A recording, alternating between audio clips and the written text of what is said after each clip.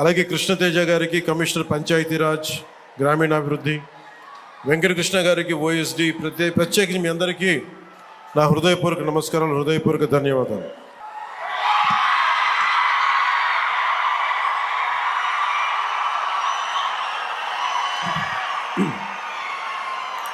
నాకు ప్రకాశం జిల్లా అంటే గుర్తుకొచ్చేది ఆంధ్ర కేసరి శ్రీ టంగుటూరి ప్రకాశం పంతులు. ధైర్యం లేని సమాజంలో ధైర్యాన్ని నూరిపోసినాం. సైమన్ కమిషన్కి ఆ రోజున ఎదురొడ్డి నిలిచి కాల్చుకోండని చొక్కా తీసి ఛాతీని చూపించిన ధైర్యవంతులు. మొట్టమొదటి రాష్ట్ర తొలి ముఖ్యమంత్రి. వారికి అలాంటి నేల ఇది.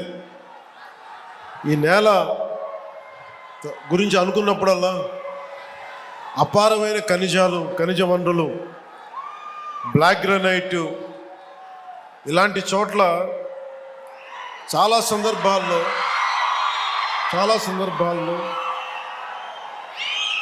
ముఖ్యంగా ఇక్కడున్న యువత, ఈరోజు నేను వచ్చిన సందర్భం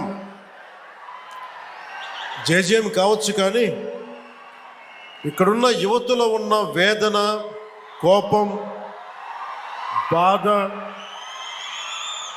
ఆంధ్రప్రదేశ్లోనే మా ప్రకాశం జిల్లా ఇంత నిర్లక్ష్యానికి ఎందుకు గురి కాబడింది, దశాబ్దాలుగా ఉన్న వెలుగొండ ప్రాజెక్టు ఎందుకు చేయలేకపోయారు, పరిశ్రమలు పక్కన పెట్టండి, ఇంత ఉపాధి అవకాశాలు మాకు ఎందుకు కల్పించలేకపోయారు, ఊళ్ళు ఖాళీ అయిపోతూ ఉన్నాయి, వలసలకి మేము వేరే ప్రాంతాలకు వెళ్ళాల్సి వస్తుంది.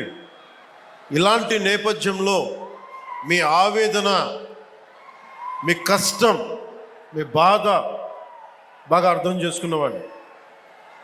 ఇక్కడ ఉన్నది నేను ఒంగోలు జిల్లాలో ఒక 2 సంవత్సరాలు ఉన్నాను. ఒంగోలు టౌన్లో ఒక 6 నెలలు కనిగిరిలో ఉన్నాం. అప్పటి నుంచి ఇప్పటికి కూడా కేవలం నీటి సమస్య, తాగునీటి సమస్య. ఆ తాగునీటి ముఖ్యంగా కనిగిరిలో పనిచేసేటప్పుడు 6 నెలల్లో ఎందుకు వెళ్ళిపోవాల్సి వచ్చింది అంటే, మోకాళ్ళు వంగిపోతాయి, వెన్నెముక వంగిపోద్ది, ఈ ఫ్లోరైడ్ సమస్య ఉందని చెప్పి మేము ఇక్కడి నుంచి వెళ్ళిపోవాల్సి వచ్చిన పరిస్థితి.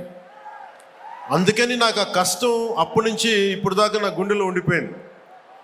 మొట్టమొదటిగా జేజేఎం ఈ మల్టీ విలేజ్ ప్రాజెక్ట్ స్టార్ట్ అవ్వాలి అంటే నా ప్రయారిటీ ముందు మన ప్రకాశం జిల్లాకి కావాలి అని ప్రయారిటీ పెట్టాను.